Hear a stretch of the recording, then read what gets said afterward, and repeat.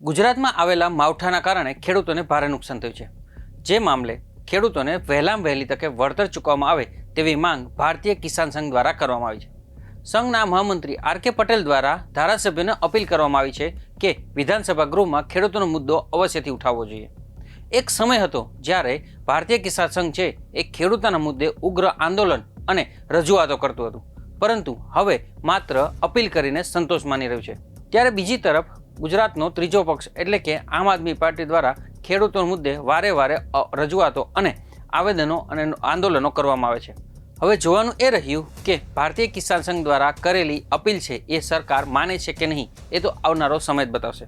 તો શું કહ્યું કિસાન સંઘના મહામંત્રીએ, આવો જાણીએ વિગતવાર આ અહેવાલમાં. નમસ્કાર, આપ જોઈ રહ્યા છો બેનિફિટ ન્યૂઝ અને હું છું મહેશ.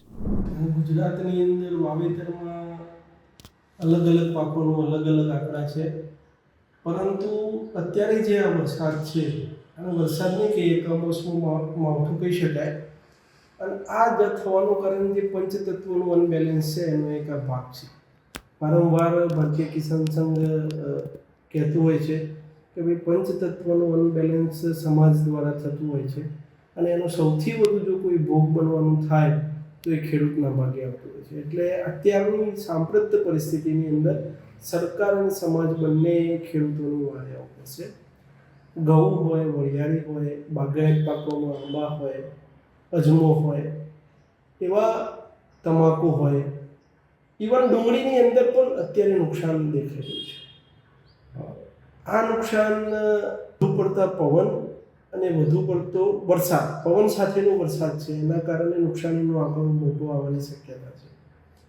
આપણા માધ્યમથી સરકારશ્રીને વિનંતી છે કે ભાઈ ત્વરિત આનું, જ્યારે વરસાદની આગાહીકારો હજુ પણ આગાહી કરી રહ્યા છે કે હજુ પણ વરસાદ આવવાની શક્યતા છે. આજે પણ ગીર સોમનાથની અંદર વરસાદ ચાલુ છે, એટલે આનું આકલન ત્વરિત જ્યારે એની માવઠું પૂરું થાય એટલે તંત્ર કામે લાગે અને જે ખેડૂતોને નુકસાન થયું છે ખેડૂતોનું નુકસાન આપણે કેવી રીતે મદદરૂપ થઈ શકીએ એ દિશા તરફ સરકારે પણ વિચારવાની જરૂર છે, સાથે સાથે સમાજે પણ વિચારવાની જરૂર છે. જ્યારે ગૃહિણીઓ ઘઉં લેવા જશે ત્યારે એમ ના કે આ પલળેલા ઘઉં છે, ક્યાંક થોડુંક ચલાવી લેજો, બહેનોના આપણા માધ્યમથી વિનંતી છે.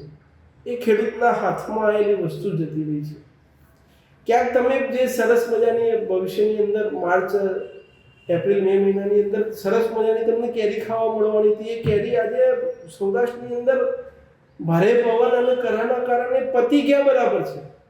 એટલે ક્યાંક જ્યારે બજારની અંદર કેરી આવે તો એને 5 રૂપિયા વધારે આપજો, કારણ કે એના એ ઉત્પાદન કરનાર ખેડૂત જોડે પૂરતા પ્રમાણની અંદર જથ્થો નથી આવ્યો, એવું 100% માવઠાની અંદર થયું છે. એટલે એનું ઘર કેવી રીતે ચાલે એ જોવાની જવાબદારી સમાજની છે. વિશ્વ આજે વિશ્વયુદ્ધની ત્રિપેટે ઊભું છે. ક્યાંક વિદેશથી આયાત કરતો રાંધણ ગેસ પણ મળવાની અંદર ક્યાંક વિલંબ થાય એવી પરિસ્થિતિ છે. કેન્દ્ર સરકાર પૂરેપૂરી એના માટે પ્રયત્નશીલ છે અને નરેન્દ્રભાઈ એ બાબતે પ્રયાસ પણ કરી રહ્યા છે, પરંતુ સાથે સાથે આપણે બધાની પણ નૈતિક જવાબદારી છે કે જે આપણી જોડે ઓછું છે એનું ઓછું વાપરીએ, જે વધારે છે એનું વધારે કન્ઝમ્પશન કરીએ, જેથી કરીને બેલેન્સ થાય.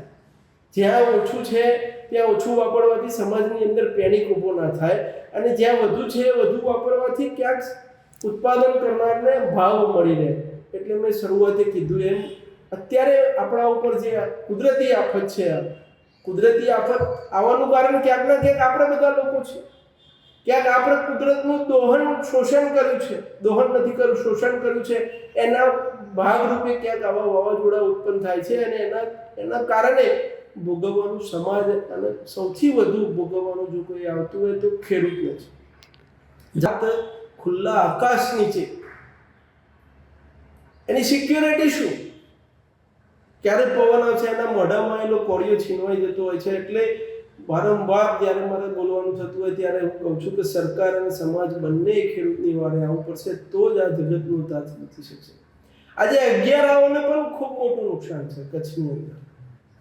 એટલે અત્યારે આ વાવાઝોડાથી ક્યાં નુકસાન નથી એ કહેવું આમ આપણને અચંબો થાય. આમ બોલવાના શબ્દો નથી હોતા કે ભાઈ એકદમ આજે તમાકુનો ખેડૂત હતો, તમાકુ એને સૂકવી હતી, કાલે લેવાનો સમય હતો, એકદમ પવન આવ્યો, ક્યાં હશે એની તમાકુ? ક્યાંક અત્યારે ખેડૂત જીએસટીના મારથી તમાકુ સામે લડત ચલાવી રહ્યું છે કે ભાઈ જીએસટી ઓછો કરો તો અમને વેપારી 2 પૈસા ફાયદો કરી આપે. એટલે અત્યારે જગતનો તાત લાચાર ઊભો છે. પરંતુ આપણા માધ્યમથી એ ખેડૂતને પણ આપણા માધ્યમથી કહું છું કે આપણે હિંમત રાખવાની છે. આપણે જગતને જીવાડનાર લોકો છીએ. સમાજ અને સહકાર ચોક્કસ આપણી વારે આવશે અને આવું જ પડશે બંને, તો જ ખેડૂત બેઠો રહેશે, નહીં તો ખેડૂત ખેતી છોડશે. અને જ્યારે ખેડૂત ખેતી છોડશે ને તો ઘઉં ફેક્ટરીમાં પેદા નહીં થાય, કેરી ફેક્ટરીમાં પેદા નહીં થાય, એને જમીન ઉપર કામ કરવું પડશે. એટલે આપણા માધ્યમથી સરકારની અંદર વિધાનસભાનું સત્ર ચાલી રહ્યું છે, એની અંદર ખેડૂત હોવાનો દાવો કરતા ઘણા ધારાસભ્યો છે. પણ એમને પણ વિનંતી છે કે કાલે સત્ર ચાલુ થાય ત્યારે બોલજો, પક્ષાપક્ષીથી દૂર થઈને બોલજો. આ સમયે ખેડૂતની વારે આવવાનો છે. દેગામની અંદર પણ કાલે પશુપાલકો રોડ ઉપર હતા. શેના માટે બાધ્ય કરી રહ્યા છીએ આપણે પશુપાલકોને? શેના માટે ડેરીઓને બાધ્ય કરી રહ્યા છીએ કે ભાઈ તમારે ત્યાં જ દૂધ ભરાવવાનું? તમે બીજી વસ્તુ બજારની અંદર, ખુલ્લા બજારની અંદર વેચવાની પરમિશન હોય તો દૂધ માટે કેમ એવું જ કે આ જ મંડળીની અંદર દૂધ ભરાવવું પડશે તમારે? એટલે આપણા માધ્યમથી સરકારને પણ વિનંતી છે કે એને પણ ખુલ્લું કરવું જોઈએ. દૂધના તમે જે વાર્ષિક ભાવ વધારે આપો છો એ દૂધ કેટલું કઈ મંડળીએ કેટલું ભરાયું એના ઉપર આપો છો, તો તંદુરસ્ત હરીભાઈ કેમ નહીં? કેમ બાધ્ય કે આ ડેરીની અંદર તમારું આ મંડળી આ ડેરીની અંદર દૂધ ભરાવવું પડશે? એટલે પ્રશ્નો અનેક છે. વિધાનસભાની અંદર ખેડૂત હોવાનો દાવો કરતા ધારાસભ્યોને 2 હાથ જોડીને વિનંતી છે કે આવા મુદ્દા ઉપર આપ બોલો. જ્યારે આપ લોકો મત લેવા જતા હોય ત્યારે ખેડૂતોને કગરતા હો છો, સમાજને કગરતા હો છો. જ્યારે તમે જીતી જાઓ પછી જો આપણે ભૂલી જઈએ તો આપણે નગુણા કહેવાઈએ. એટલે આવતીકાલે અથવા સોમવારે જ્યારે સત્ર શરૂ થાય ત્યારે આપણા માધ્યમથી ચૂંટાયેલા ધારાસભ્યોને 2 હાથ જોડીને વિનંતી છે, ખેડૂતના મુદ્દા ઉપર આપ સરકારશ્રીને, માન્ય મુખ્યમંત્રીશ્રીનું ધ્યાન દોરો. ગુજરાત રાજ્યના મૃદુ અને મક્કમ મુખ્યમંત્રીશ્રીને પણ વિનંતી છે કે આવી આપત્તિની પરિસ્થિતિની અંદર આપણે ખેડૂતોની વારે આવવું જોઈએ. ભૂતકાળની અંદર પણ સરકાર મહદઅંશે ક્યાંક ના ક્યાંક ટેકારૂપ થઈ છે, તો વધુ ટેકારૂપ કેવી રીતે થઈ શકે અને ખેડૂતોને ખેડૂતને શ્યોર કરવો પડશે કે ભાઈ અમે તારી સાથે બેઠા છીએ. એટલે વળતર ચૂકવવાની અંદર પણ જે ખેડૂતોને 100% નુકસાન થયું છે એ ખેડૂતોની ચિંતા કરવી અતિ આવશ્યક. દેશી કપાસને પણ ખૂબ નુકસાન છે. પવનની ઝપાટો વાગવાથી જે કપાસ વીણવાનો હતો એ નીચે પડી ગયો છે. મોટા મોટા કરા પડવાથી કપાસના પાકને પણ નુકસાન છે.